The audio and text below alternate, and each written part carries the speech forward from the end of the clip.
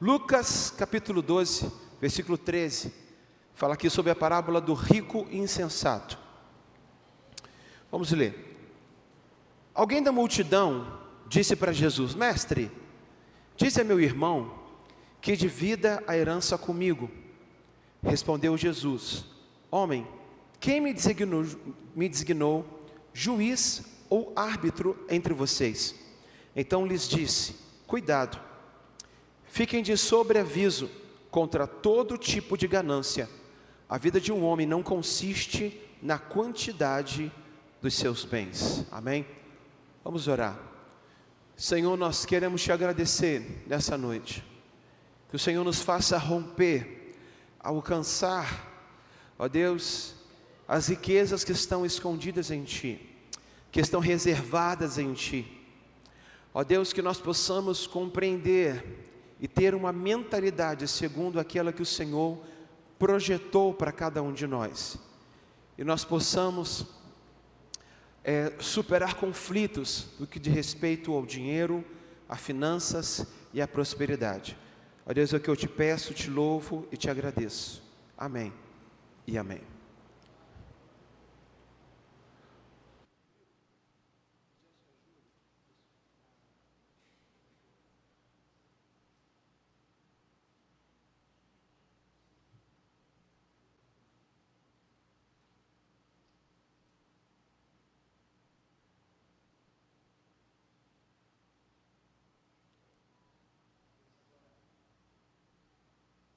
Vamos ver se agora melhorou um pouquinho. Ainda não. Me ajuda aí. Isso. Agora foi. Amém. Gente, falar sobre finanças é tocar em algo muito sensível na vida de qualquer pessoa. Porque quando a gente... tudo que a gente faz envolve dinheiro. Não é? Toda a nossa rotina, todo o nosso dia a dia, todos os nossos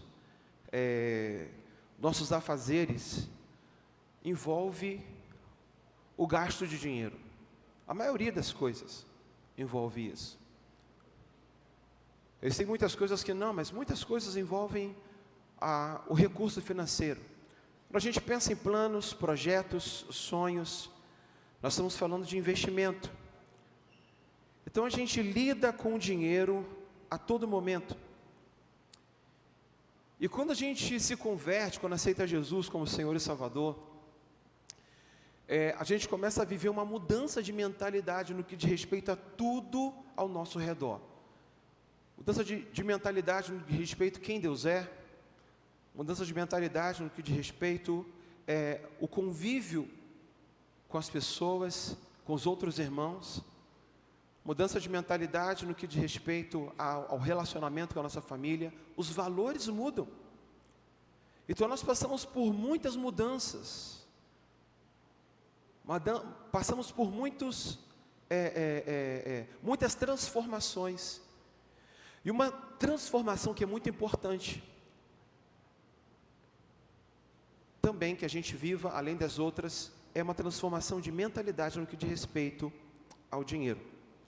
E esse é um dos desafios que nós precisamos romper. É um dos assuntos que a gente precisa tratar e ter uma percepção, uma visão, como Jesus tem.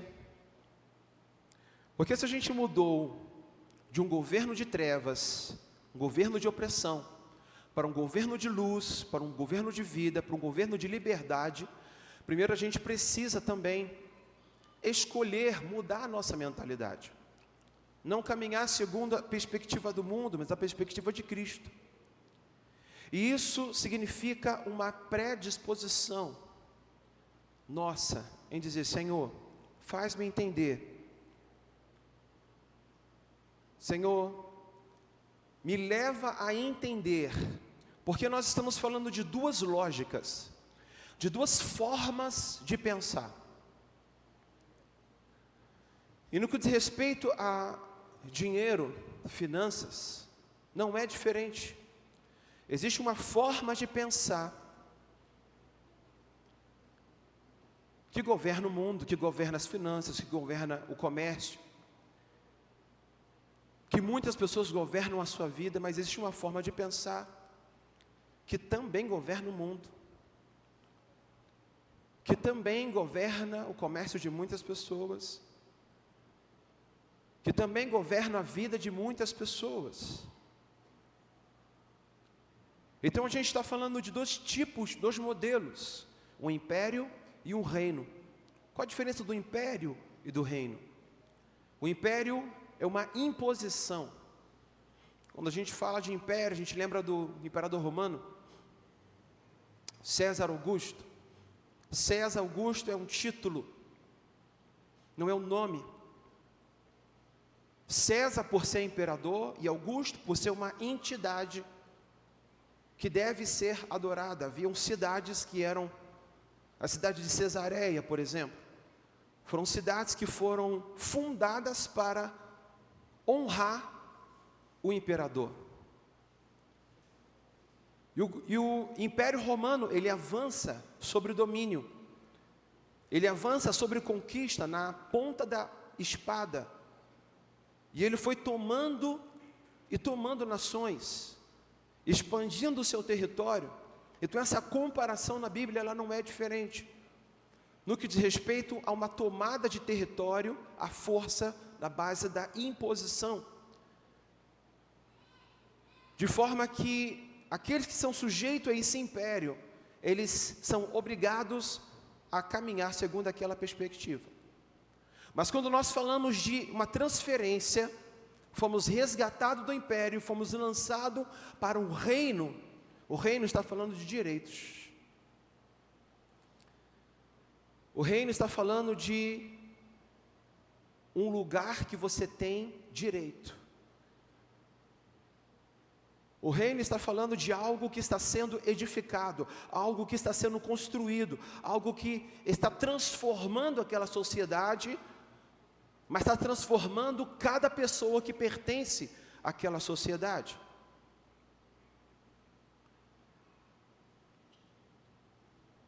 E nós precisamos pensar a respeito disso. Que mentalidade a gente tem abraçado? De que forma a gente pensa? E eu gosto muito desse assunto de economia. Eu gosto de economia. Olha o Ronaldo aí. Nem sabia que você estava aí, meu irmão. Benção. Em se tratando de Ronaldo, em se tratando de finanças, eu quero falar, abrir um parêntese aqui, né, de um aviso que acabou não entrando aqui no script. Que é que no dia 15 de novembro, nós teremos aqui na igreja um encontro de homens. Espera, gente, espera. Assim vocês me envergonham, espera. Tenham paciência. Você não entendeu ainda? Essa é a deixa. Eu tô preparando a pista. No final você dá o bote, tá ok? Então, dia 15 de novembro, né? Feriado, quarta-feira, nós vamos ter aqui um encontro de homens. Vai ser aquele churrasco aqui à tarde. Quem participou do último sabe como é que é. Muito bom, né? A galera do Pragode ali, nossa, é muito bom, né? Vai ter o pessoal aí do Ministério de Louvor, do Espada na Face, que estará ministrando, abrindo, pregando. Nós teremos também alguns sorteios, sorteio de vacaria, sorteio de resort, hotel, tem uns negócios aí bom, que o pessoal vai sortear aí, não é?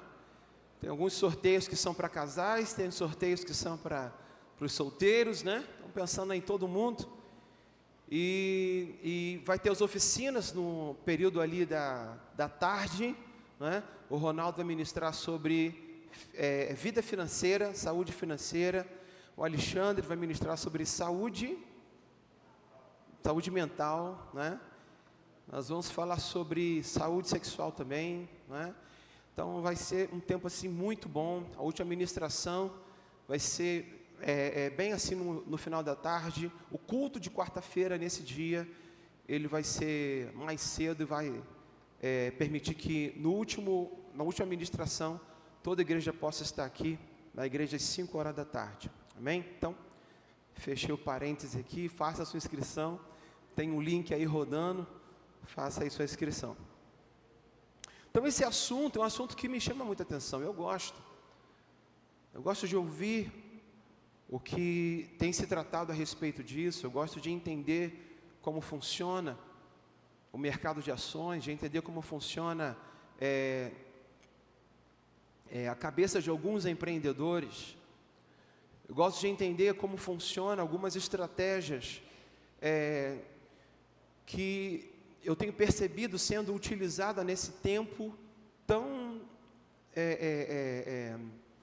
transformador que tem sido as plataformas das redes sociais, além de toda a tecnologia de inteligência artificial, que também é usada para esse fim. Tudo isso é bom. E eu gostaria de indicar 2 livros que falam muito sobre mentalidade. O primeiro livro é um livro assim que mudou mesmo a minha forma de pensar. Isso eu consegui me perceber caminhando naquela direção. Eu falei, rapaz, esse senhor com certeza é crente, não é possível. Cada coisa que ele fala eu lembro de uma referência e outra, não é? E tantas experiências que ele passou que você vê que é um homem de Deus. É T. Harv Eker, onde ele publicou um livro chamado O Segredo da Mente Milionária. Quantos aqui conhecem esse livro? O Segredo da Mente Milionária. É um livro espetacular. Ele se propõe mesmo a trazer uma mudança de mentalidade, um livro muito marcante, não é? E é um livro que ele fala muito sobre as crenças limitantes. Essa capinha aí. Crenças limitantes. Algumas afirmações que a gente faz sem prestar atenção, sem ser algo muito claro, mas que toca as nossas emoções, toca a maneira prática que a gente usa o dinheiro, como a gente enxerga o dinheiro. Uma delas é entender que dinheiro é pecado. Que dinheiro é um problema. Então, meu irmão, outra delas, eu vou falar isso no final. Outra delas é que todo rico, ele é ganancioso. A pessoa que é rica, ela é gananciosa, né? Uma pessoa gananciosa, ou ela recebeu uma herança, ou ela roubou muito para ter a grana que tem, né? E isso são ideias, são mentalidades que passam pela cabeça das pessoas. Isso é uma verdade, isso é pesquisa, isso é análise, não é? Então, se o dinheiro, ele é um problema, eu preciso me livrar desse problema. Se a pessoa que é rica, ela é uma pessoa gananciosa, ou o dinheiro dela é de proveniência duvidosa, rapaz, eu nunca vou ser rico. Então essas afirmações, elas entram dentro da gente de tal forma que se a tua conta bancária tem 5 mil reais, você dá um jeito de queimar.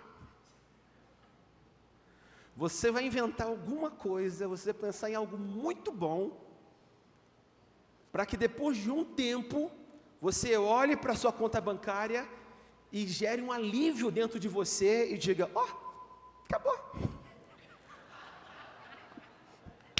Não sei o que aconteceu. Sumiu o dinheiro. Estou tão aliviado. Acabou o dinheiro. Mas essa é a nossa cabeça, a gente é contraditório. A gente é contraditório, depois que gasta.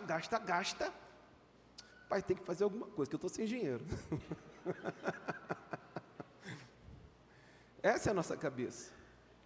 E são crenças limitantes que a gente nem presta atenção, fazem parte da decoração, sabe? A gente não questiona, porque às vezes veio do nosso pai, veio da nossa mãe, veio de uma estrutura familiar. E isso faz parte do dia a dia, faz parte do café com leite, o arroz com feijão. E a gente não se dá conta de como aquilo ali interfere na nossa maneira de lidar com as coisas. Interfere com a nossa maneira de se relacionar com as coisas, de se relacionar com o dinheiro, de conversar sobre dinheiro dentro de casa. Sabia que existe uma estatística que fala que muitas famílias não conversam sobre dinheiro em casa?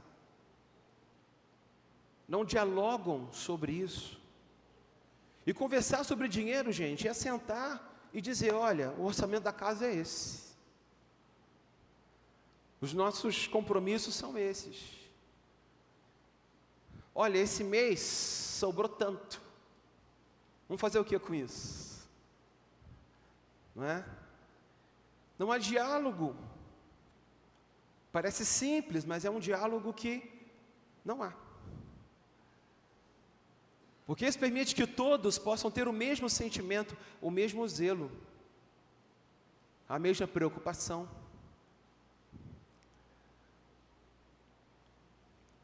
O outro livro é Rápido e Devagar. Duas formas de pensar. É de Daniel Kahneman.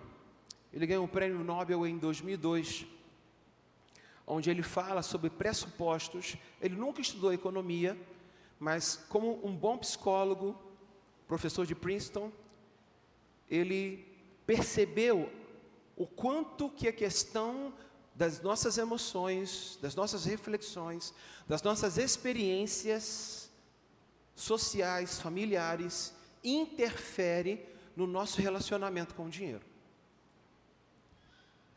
E essa descoberta, esses pressupostos, eles vêm para interferir da maneira como a gente se relaciona ou não. E uma das pesquisas que ele coloca aqui é dizendo sobre o contentamento. Ele fala sobre o contentamento. Em poucas palavras, ele diz o seguinte: dinheiro não é tudo. Dinheiro não é tudo. Traz felicidade, mas até certo ponto. Eu acho que não é contraditório, não é? Porque isso fala também sobre um conceito que muitos comentam, né? Dinheiro não traz felicidade. Você já ouviu isso?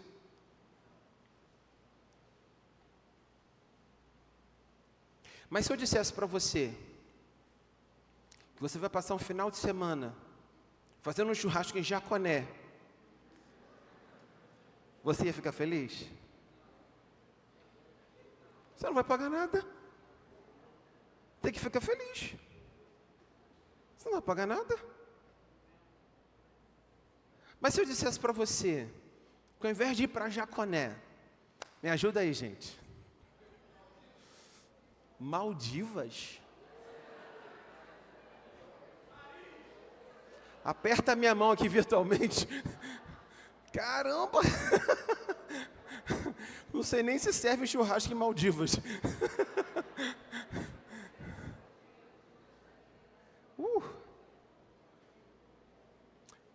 Vamos descer um pouquinho, né? Entrar no Brasil,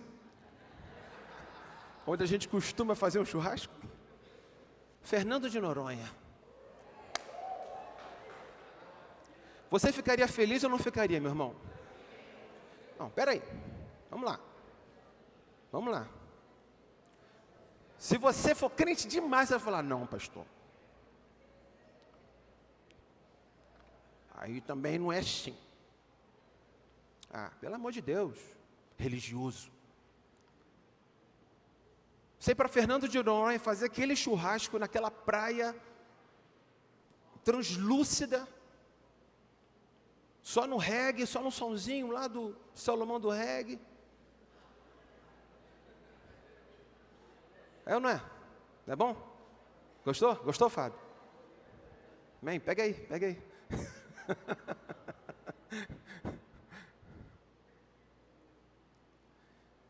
Você vê que é algo tão óbvio.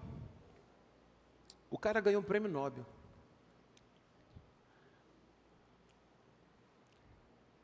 E ele diz que existe um limite. Existe uma trave, existe algo que dali para frente não é suficiente.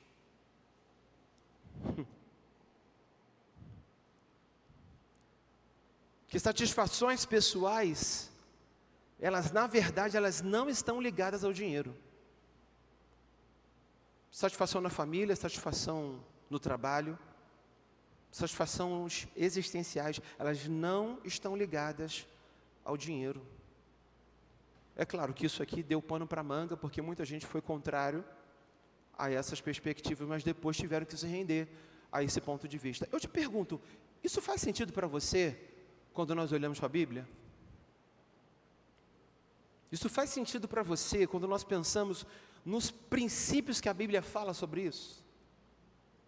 Então sim, nós podemos enxergar homens que estão fazendo um caminho, muitos, eu trouxe um que eu desconheço, eu li muito sobre ele, que é o Rápido e Devagar, me chamou muita atenção, eu vou ler esse livro, mas eu trouxe um que eu só não posso confirmar 100%, mas esse homem aqui, quando você lê esse livro, você vai ver que esse homem, ele é temente a Deus. Esse homem traz princípios do início ao fim do seu livro, da Mente Milionária. Então nós estamos falando de mentalidade, de formas de ver a vida, de maneiras que nós escolhemos nos relacionar com o dinheiro. E aí, quando chegamos aqui no texto de Lucas, voltamos para o texto de Lucas, capítulo 12, tem uma situação muito interessante. A situação de um homem que chega para Jesus, e certamente houve uma situação, uma briga, um conflito naquela família. Os pais morreram, e um homem chega para Jesus, ou seja, um dos irmãos, chega para Jesus e diz: mestre, diz para o meu irmão para dividir a herança comigo. Porque isso era algo comum, levar o conflito até o sacerdote, levar o conflito até a autoridade, para que ele pudesse auxiliar no processo de resolução daquele problema. Mas é interessante que Jesus diz: homem, você está pensando que eu sou quem? Quem me designou juiz ou árbitro entre vocês? E o que Jesus ele está aqui criticando, a gente precisa entender. Jesus está criticando a ganância no coração.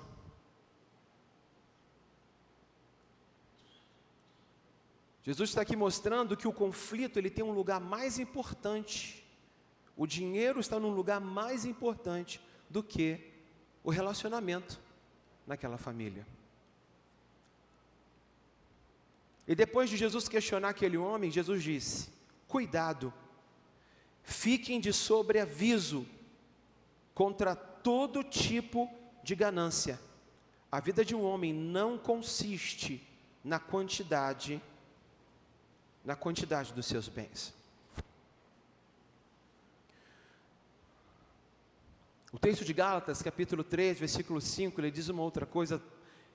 Ou seja, o apóstolo Paulo, falando aos Colossenses, diz: assim, faça morrer tudo o que pertence à natureza terrena de vocês: a imoralidade sexual, a impureza, a paixão, desejos maus e a ganância, que é idolatria. Veja que Paulo ele começa a relacionar atributos, ou melhor, problemas de alguém que é governado pelo império das trevas.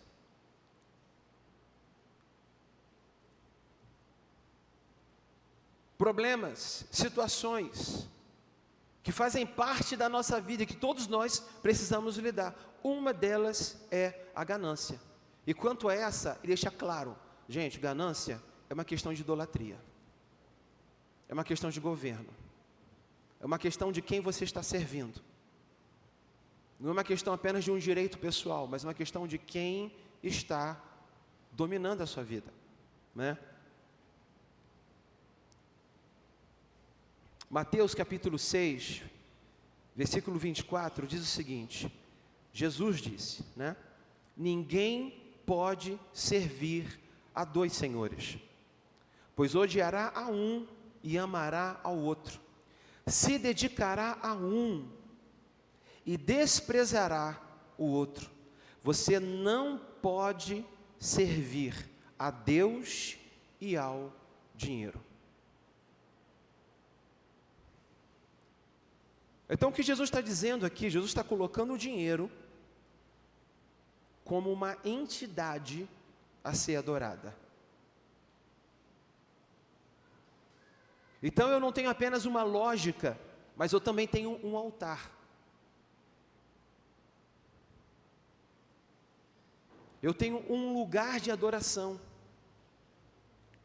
Porque eu posso enxergar o dinheiro como o provedor das minhas necessidades. Eu posso enxergar o dinheiro como aquele que me dá segurança. É ou não é, gente? Eu posso enxergar o dinheiro como aquele que vai garantir o meu futuro. Tudo isso faz parte de uma lógica. E o que eu acho muito interessante é que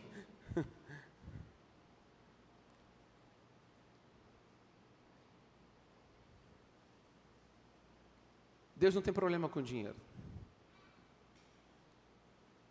A questão é se o dinheiro está no lugar certo na sua vida ou não.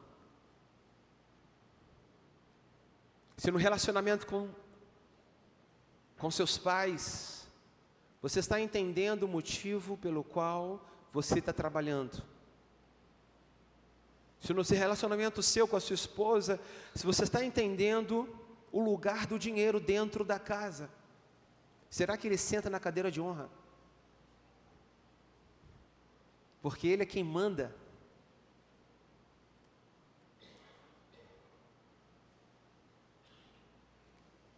Será que as coisas são mais importantes do que as pessoas dentro da sua casa? Estamos falando de governo, estamos falando de um trono, que não é o trono do Senhor.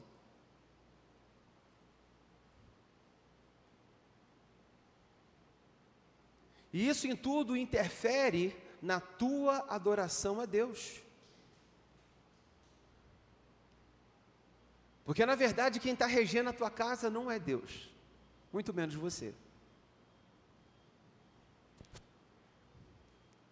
Esses dias a gente estava conversando sobre, eu e Leilani estava conversando sobre educação de filhos. E a gente compartilhava sobre uma situação que nós estávamos discutindo, conversando sobre aquela situação, né? Envolvendo outras pessoas e, enfim. E naquele contexto ali, como que certos pais se relacionam com a escola, com a faca no pescoço, como quem diz, eu tenho direito, eu quero, você vai dar, você não está fazendo, você tem que fazer. Mas se por um lado há toda uma pressão em relação aos pais, em relação aos professores, por outro lado, o filho só falta bater na mãe.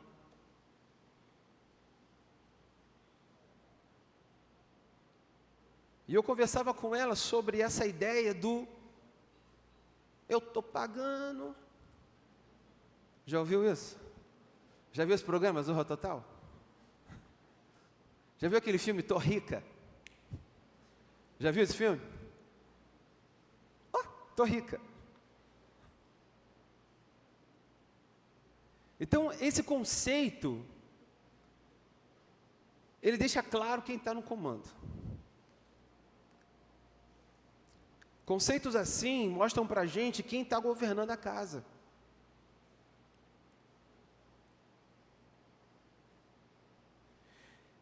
E eu queria colocar aqui alguns pontos que eu acho muito importante para cada um de nós refletirmos sobre a nossa própria vida. Eu escrevi tanto, meu amor. Você sabe como é que eu sou. Mas eu vou colocar só esses 3 pontos aqui. Um deles, eu quero que você olhe para quem está do seu lado e diga: cuidado com a preguiça.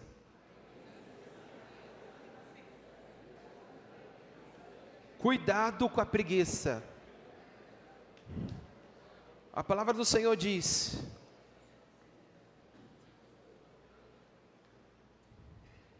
se alguém não quiser trabalhar, que também não coma.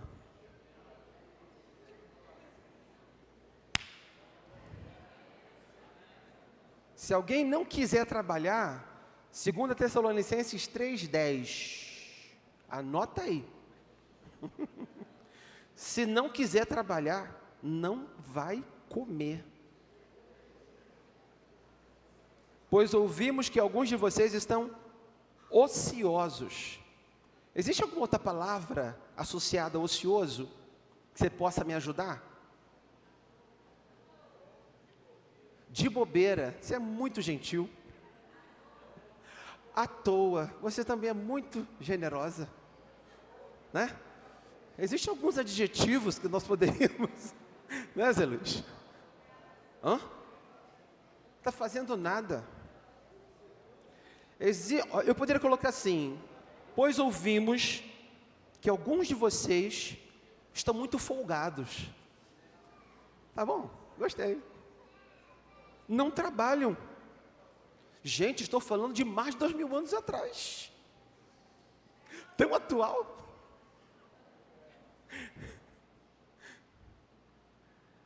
Ou seja, ele está dizendo, o cara não trabalha, é um folgado, mas anda se intrometendo na vida dos outros. É 2 Tessalonicenses, anote isso aí, 2 Tessalonicenses 3, versículo 10. Meu irmão, é Bíblia. Bíblia. Não trabalha, é um folgado e ainda vive se intrometendo na vida dos outros. Ou seja, ele vive se intrometendo na vida dos outros, por quê? Porque não trabalha. Qual a solução que o apóstolo Paulo deu? Meu querido, você não vai comer, acabou. Acabou, chega. Chega.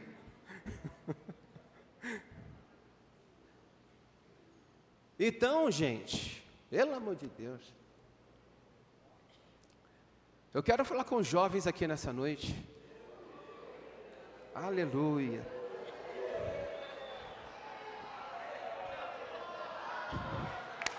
Ei, che, terra. Cutuca um jovem aí e pergunta para ele: você é folgado, meu filho? Você está cuidando da vida dos outros, meu filho? Tá? Cuidado, hein? Vai passar fome, hein? Está olhando, pastor? Vai passar fome, hein? Cuidado, folgado. Gente, esses dias eu vi uma matéria, acho que esses algoritmos sabem o que a gente está pesquisando, estudando, escrevendo, né? E aí veio para mim uma matéria de uma mãe que entrou na justiça na Itália, não sei se alguém viu essa matéria, entrou na justiça na Itália, pedindo para o juiz, falando: juiz, por favor, ordena que o meu filho de 42 anos e o meu filho de 40 anos saia da minha casa, porque eu não aguento mais ele comendo a minha comida, bebendo as minhas coisas, ocupando a minha casa. A mãe entrou na justiça para tirar os 2 bonecos de casa. Gente, onde nós estamos? Onde nós estamos? Sabe o que mais me chamou a atenção? Foi na mãe. Ô mulher, né?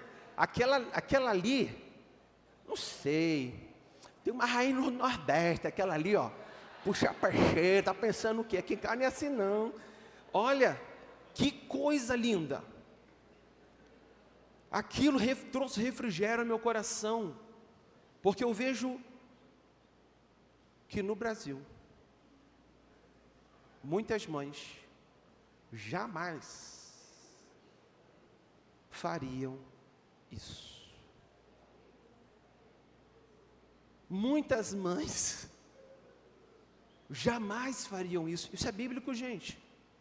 Eu estou lendo as Escrituras. Vai casar, vai se formar, é de maior, Deus te abençoe. Vá e não volte.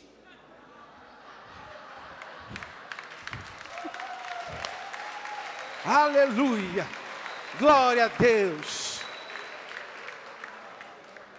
Vá e não volta, filho. Se arruma por lá. Você está entendendo? Gente, pelo amor de Deus, eu não aguento. É de passar mal. Mas o que acontece com o pai e a mãe que não cumpre a Escritura? Sofre. Sofre. E quanto não são aqueles que já chegam a uma determinada idade, que já não tem mais força, já não tem mais locomoção, é justamente a fase que precisa de ajuda, de apoio, e o boneco está lá dentro de casa. Não é independente, não tem a sua própria vida, não tem a sua independência, não tem a sua estrutura familiar. E agora, a pensão, a aposentadoria, tem seu destino traçado. E não é para comprar os remédios da avó, da mãe. Não é para pagar as necessidades do pai. Não é. Né? Então, essa é uma dura realidade. Dura realidade no Brasil. E é uma realidade que, papai, por favor, não negligencie a palavra. Porque se você fizer isso, o preço é alto. Mamãe, não negligencie a palavra. As coisas não vão melhorar. Não vão melhorar, só vão piorar. Só vão piorar. Provérbios capítulo 10, versículo 4 diz: as mãos preguiçosas empobrecem o homem, porém as mãos diligentes trazem riqueza. A Bíblia está falando que eu posso ser rico se eu trabalhar?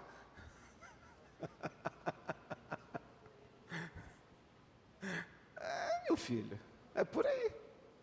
Eu vou repetir: as mãos preguiçosas empobrecem o homem, mas as mãos diligentes, ou seja, o cara que trabalha, esse que trabalha traz riqueza. Provérbios 14, 23 diz: todo trabalho árduo traz proveito, mas o só falar há pobreza. Eu vou traduzir. Sabe aquele cara que tem um mega plano? Não, porque eu vou abrir uma empresa, eu sou empreendedor. Eu tenho um negócio. Rapaz, eu vou fazer, eu vou acontecer. E você fala: rapaz, eu nunca tinha pensado num plano, num projeto. Eu conheço 3 assim, tá? Tinha pensado num projeto desse. Nossa, mas eu vou fazer. E o nosso faturamento vai ser de 30 mil por mês, e eu já sei até como é que vai ser. Se você quiser, você pode até trabalhar comigo. Você encontra com aquele cara, 3 meses depois. E aí você fala com ele: e aí, meu irmão, como é que está a empresa? Ele: que empresa? Que negócio? Não, aquela empresa que você falou que você ia abrir, negócio, você falou que ia para frente, que você ia romper, que estava tudo certo, você tinha pesquisa, tinha ponto, que Deus abençoou, inclusive, com alguém para poder te ajudar com a luva. Ah, não, meu irmão, aquilo não deu certo, não. Depois eu percebi que não era bem por aí, as coisas não iam muito para frente. E você: ah, tá, mas você pelo menos tentou? Você pelo menos... Não, é que eu vi que não ia dar certo. Eu vi que não ia dar certo. Então, para que perder o meu tempo, não é verdade? É o que Provérbios 14, 23 está dizendo. Todo trabalho árduo traz proveito, mas só falar leva à pobreza. Provérbios capítulo 6, do 6 ao 8 diz: vá ter com as formigas, preguiçoso. Reflita no caminho dela, aprenda com ela e seja sábio. Preste atenção. A formiga, ela não tem chefe, ela não tem supervisor, nem governante, e ainda assim armazena as suas provisões no verão, e na época da colheita ajunta o seu alimento. Tem muito preguiçoso que trabalha, só quando o supervisor chega.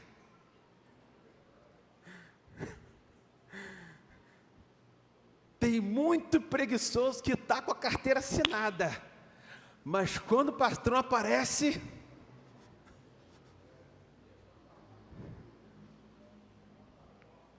e o texto está dizendo: vá ter com a formiga, preguiçoso, porque ele vai te dar sabedoria, ele vai te ensinar a como ter dinheiro em tempo e fora de tempo.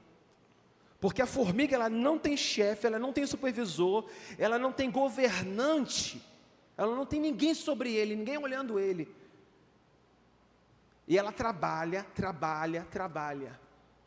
E a qualidade do seu trabalho garante o hoje e garante o amanhã também. Então a gente precisa aprender. Provérbios capítulo 6, do 6 ao 8. Outro ponto que eu acho muito importante: cuidado quando você se dispõe a ser fiador de alguém. Gente, pelo amor de Deus, cuidado. Sabe aquela história de dizer: poxa, eu preciso tanto de um celular, você pode tirar ele no cartão para mim? E aí você fica constrangido de dizer não. E você não tem dinheiro para pagar aquele celular, mas você tem um cartão e você empresta. Eu vou pagar, eu te juro que eu vou pagar. Pé junto. Eu vou pagar, eu tenho palavra. Cuidado, porque se você é fiador de uma outra pessoa, você precisa ter certeza de que você tem dinheiro na conta para pagar aquele celular que você está autorizando ele tirar no teu cartão. Não são poucas as pessoas que a gente vê com o nome sujo porque ela emprestou o cartão. Emprestou para a prima, emprestou para o tio, emprestou para a avó empresta para um monte de gente. Estou falando com alguém aqui? Alô?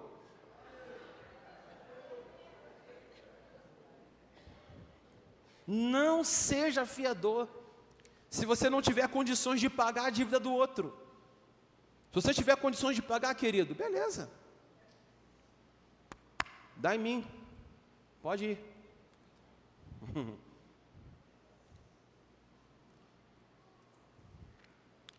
Tira celular, tira a TV, a roupa de madrinha, a maquiagem, né? O presente, tudo no cartão dos outros. Mas por que você não tira no seu cartão? Olha, eu passei por uma fatalidade e fui negativado.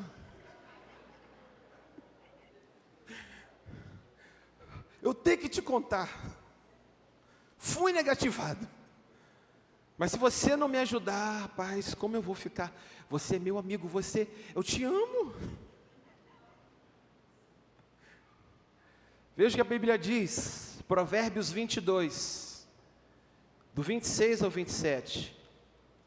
Não seja como aqueles que com um aperto de mãos empenham-se com outros e se torna fiadores de dívidas, se você não tem como pagá-las. Por que correr o risco de perder até a cama que você dorme? Por quê? Sabe quando a Bíblia diz, o meu povo perece por falta de entendimento? Está na Bíblia. Eu estou relendo referências bíblicas. Provérbios 11, 15 diz: quem serve de fiador, certamente sofrerá. Mas quem se nega a fazê-lo, está seguro.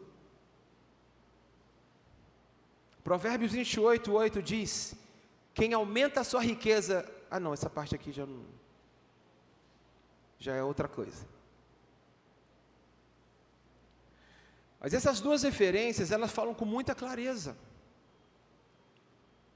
E tem outras referências que dizem o seguinte: olha, querido, agora que você emprestou, segura a tua onda,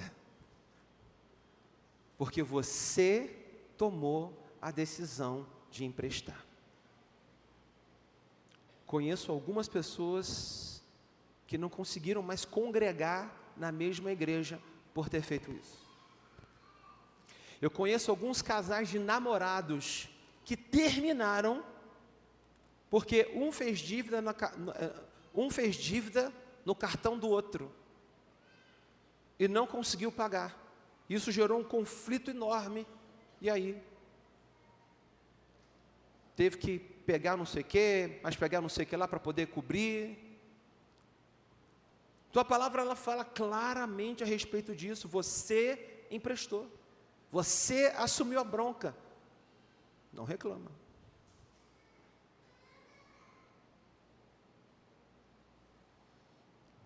Tem alguém aí? Tem, gente? Não é para desanimar não, é para encorajar, viu? É para encorajar, é para te livrar. Terceiro ponto, cobiça. Êxodo capítulo 20, eu quero chamar os músicos.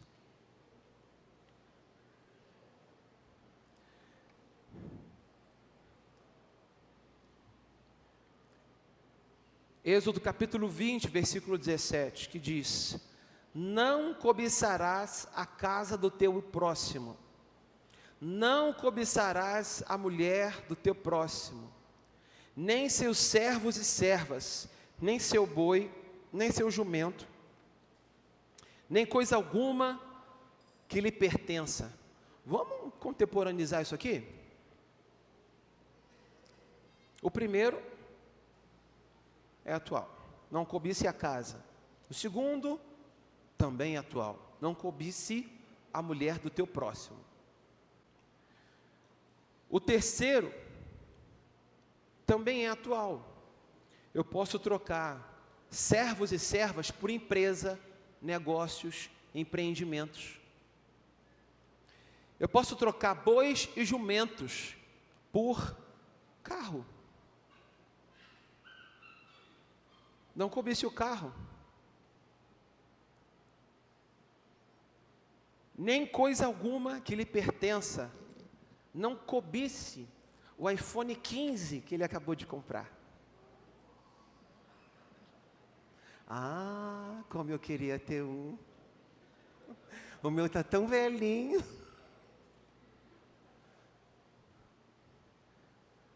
Pessoas que perdem horas no Instagram, no YouTube, cobiçando a vida dos outros. Eu lembro de um youtuber, o cara, ele vende curso, né? Eu esqueci até o nome dele. Ele vende um curso.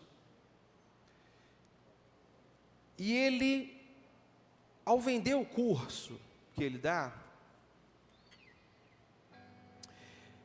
ele aparece com fotos e imagens com mulheres exuberantes. Ele aparece com fotos e imagens em Dubai, nas pirâmides do Egito. Ele tira fotos e vídeos na Torre Eiffel.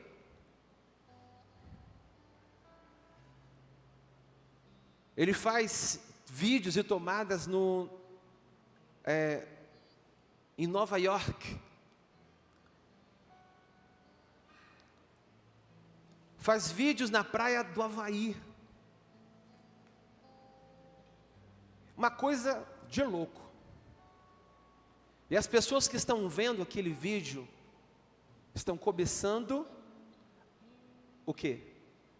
A vida daquele homem. E o que eu acho mais interessante é que tudo aquilo ali, no início não era uma verdade, mas era um produto que ele vendeu. E depois dele vender esse produto, milhares de pessoas compraram um curso que ele nem anunciou se era bom, se era ruim, se funcionava, quem dava credibilidade para aquele curso, porque o que ele vendeu foi a ganância. E as pessoas pela cobiça compraram. E depois de ter comprado, milhares de pessoas compraram o curso dele. Agora eu vou para Dubai. Agora eu vou para Miami. Agora eu vou para Havaí. Na internet está cheio de curso assim, gente. Quantas pessoas que são influenciadores na internet trazem sofrimento. Eu fiz publicidade, eu fiz marketing. Um dos objetivos do marketing é trazer sofrimento. Porque é a partir do seu sofrimento que você vai tentar resolver esse barulho. E aí você vai gastar o que você quiser. E o que você não tiver para poder dar conta daquela dor. O que você não tinha, mas o marketing te garantiu que você tem.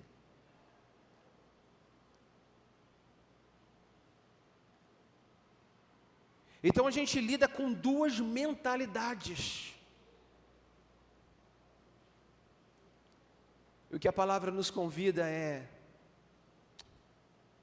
a observar o apóstolo Paulo, que chegou numa determinada altura da sua caminhada, em que ele disse: olha, eu aprendi a viver contente. Ou seja, eu aprendi o que é o contentamento. Eu aprendi que a alegria não está nessas coisas. Eu aprendi que a alegria é uma outra coisa. Eu aprendi a viver contente, seja na fartura, seja na pobreza.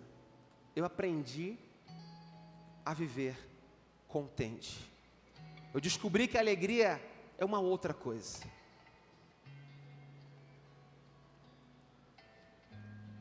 E quando falamos sobre conflitos,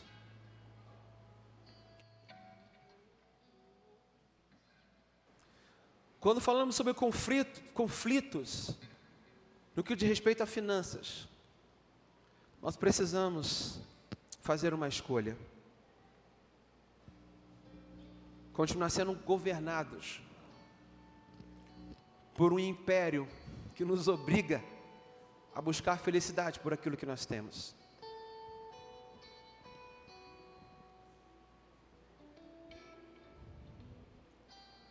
Ou nós escolhemos viver assim, ou nós que temos a escolha porque estamos em Cristo, precisamos tomar a decisão de dizer: Senhor, muda a minha maneira de pensar. me faz enxergar o que verdadeiramente tem valor, me faz valorizar as coisas importantes.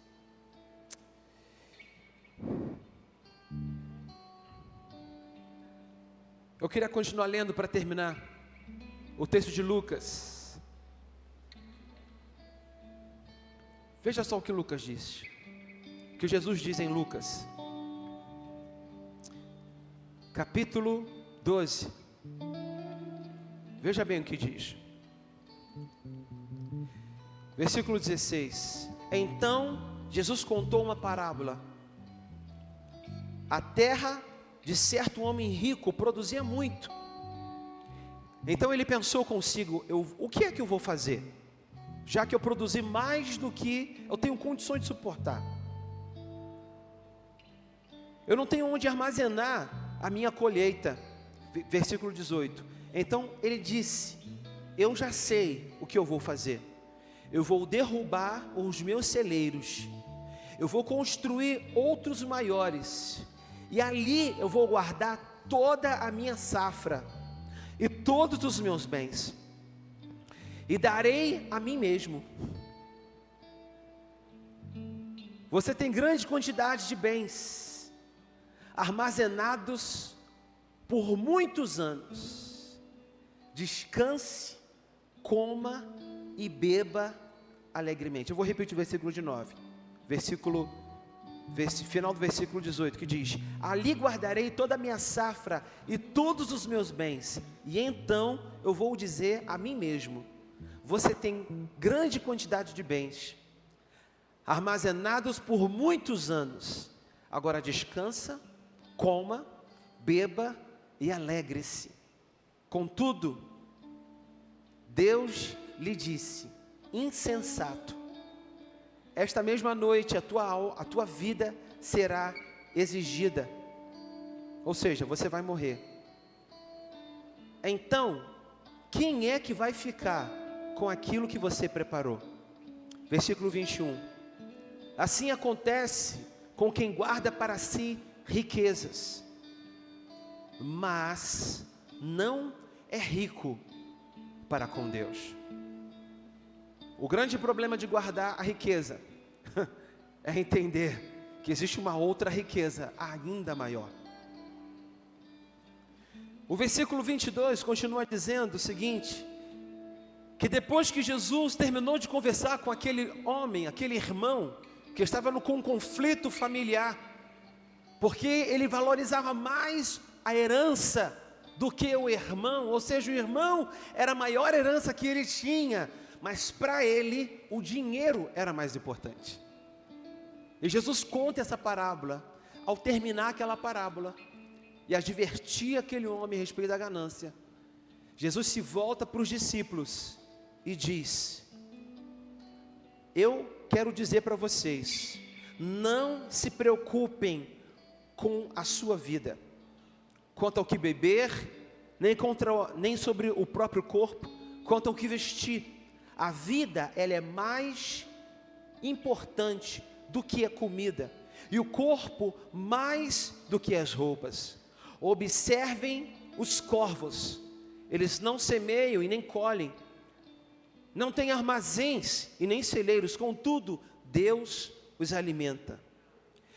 E vocês têm muito mais valor do que essas aves. Quem de vocês, por mais que se preocupe, pode acrescentar uma hora sequer à sua vida? Visto que vocês não podem fazer uma coisa tão pequena, por que se preocupar? Observe como crescem os lírios. Eles não trabalham nem tecem, contudo, eu digo a vocês que nem Salomão, em todo o seu esplendor, vestiu-se como um deles. Se Deus veste assim a erva do campo, que hoje existe e amanhã é lançada ao fogo, quanto ao mais vestirá vocês, homens de pequena fé. Não busque ansiosamente o que comer ou beber. Não se preocupem com isso, pois o mundo pagão é que corre atrás dessas coisas. Mas o Pai sabe exatamente o que vocês precisam. Busque, pois, o reino de Deus, e essas coisas lhe serão acrescentadas. Existe um outro governo, existe uma outra mentalidade. E o desejo que Deus tem é abrir as portas dos céus. Ele tem esse desejo, irmãos, de derramar sobre você e sobre a sua casa bênçãos sem medidas. As riquezas do Senhor não se medem em cifrões, porque elas se multiplicam em todas as direções. Eu gostaria que vocês colocassem de pé.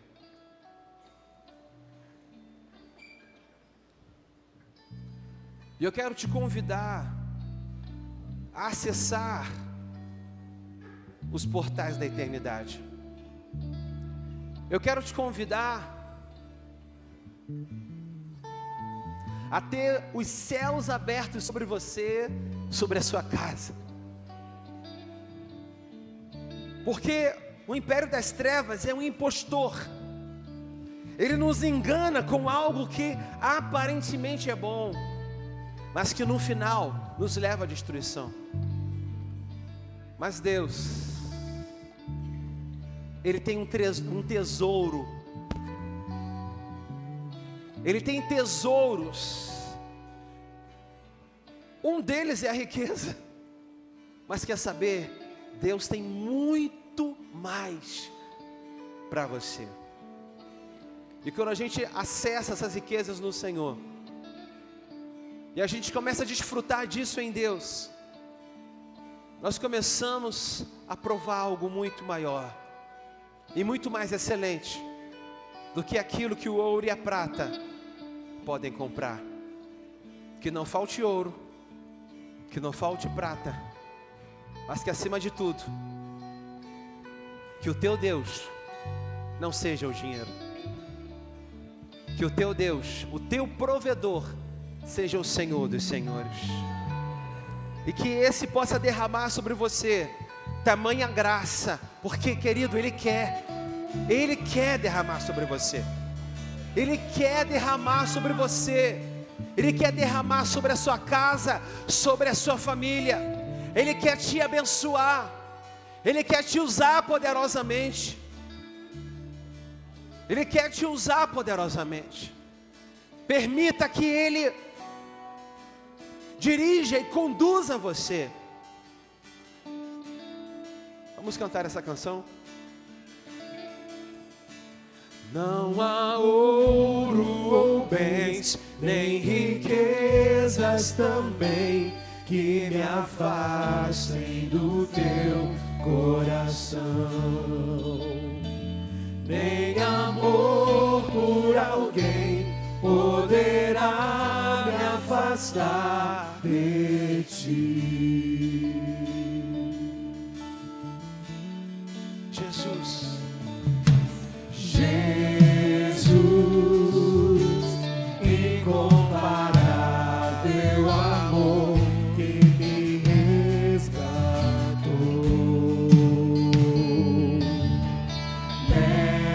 Mestre, hoje pra sempre tua face eu buscarei.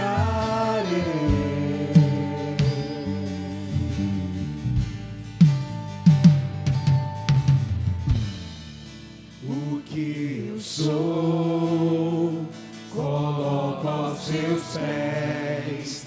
Diante da tua glória eu me humilharei. Vou encontrar o que precisar em teu eterno amor, em teu eterno amor.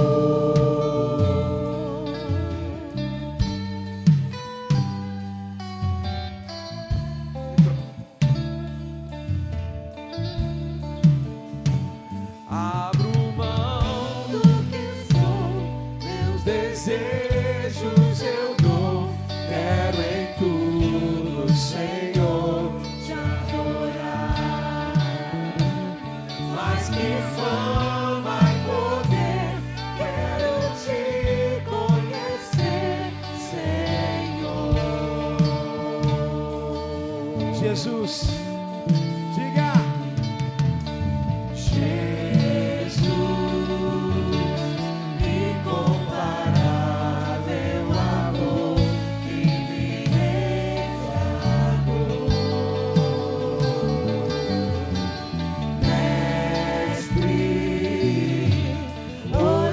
pra sempre tua face eu buscarei. Jesus, Jesus, incomparável amor que me resgatou. Desce hoje pra sempre tua face eu buscarei.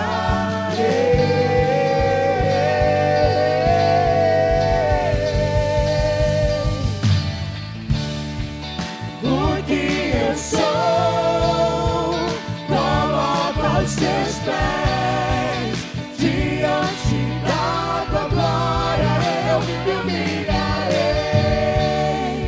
Vou encontrar o que precisar em teu eterno amor, em teu eterno amor. O que eu sou, coloco aos teus pés, diante da tua glória eu me humilharei. Vou encontrar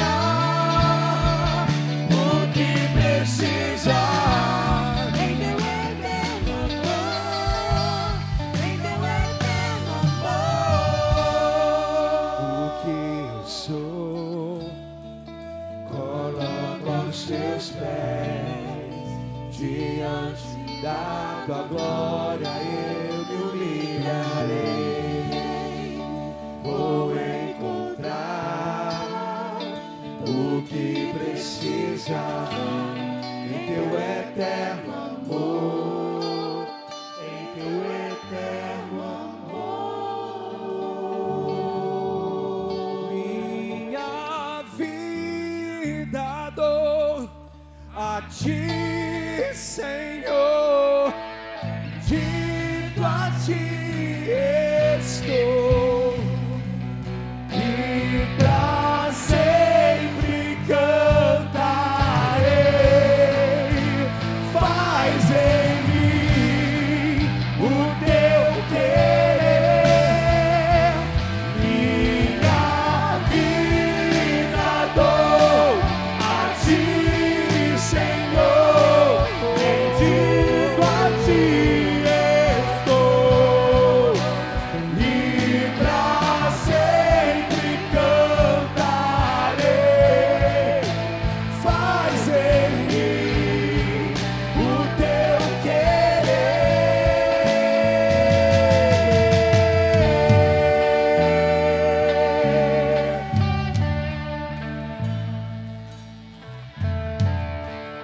ô irmão, eu quero te convidar a fazer uma oração pessoal. Se você entendeu essa mensagem, se essa mensagem fez sentido para você, talvez você esteja passando por dívidas, talvez você esteja aqui nessa noite, você está passando por conflito dentro de casa, por conflitos dentro de casa. Eu quero te convidar a fazer essa oração sua com Deus. Entrega a tua vida, entrega o trono da tua casa para Deus. Porque se você fizer isso, você precisa entender uma coisa: a sua dívida, ela vai ser paga.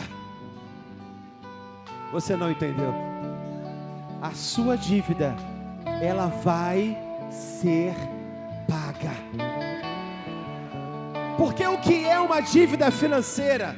Para aquele que quem te comprou com sangue, o maior preço já foi pago.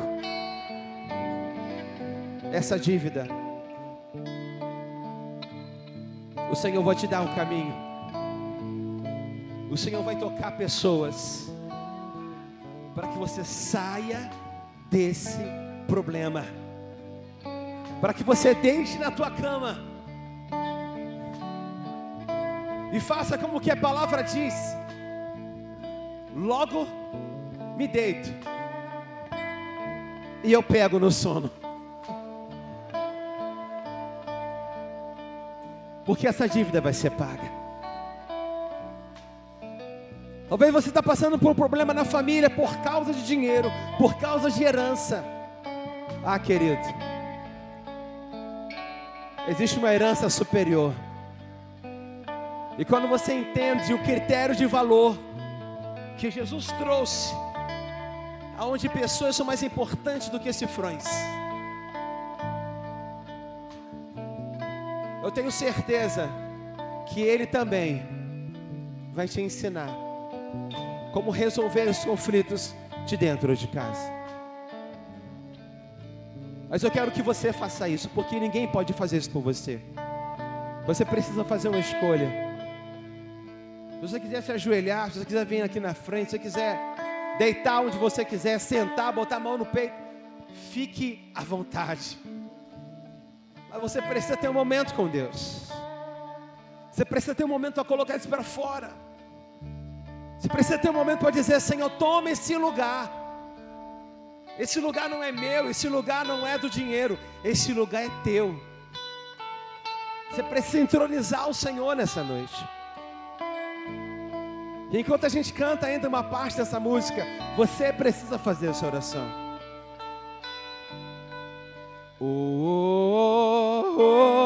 Eu sou teu e tu és meu. Repita.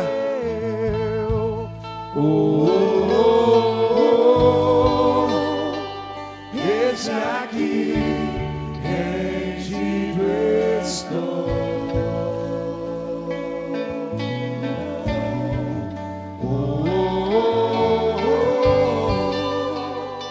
Eu sou teu e tu és meu.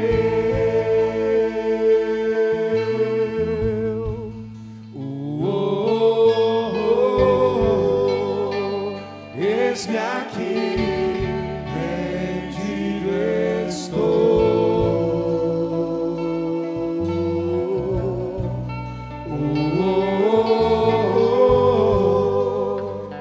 Eu sou teu e tu és meu. Minha vida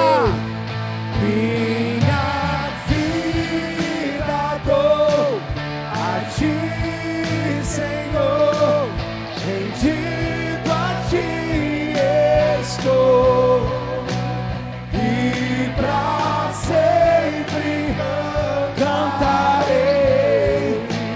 Faz em mim o teu querer. Minha vida dou a ti, Senhor, rendido a ti estou, e pra sempre cantarei. Faz em mim o teu querer.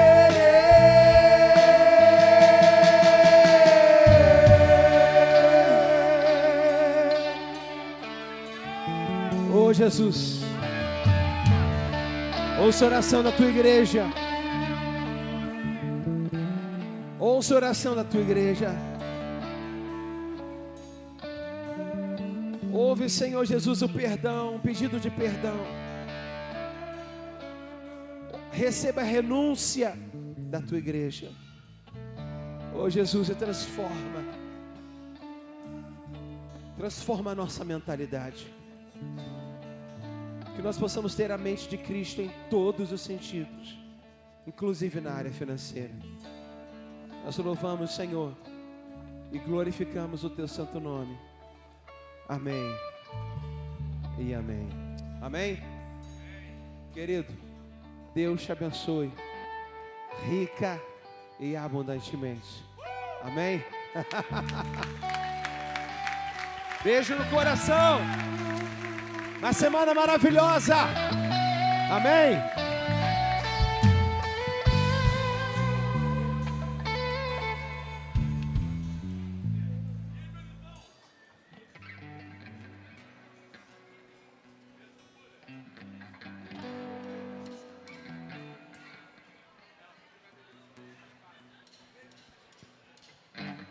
ti eu tudo posso. Não há limite.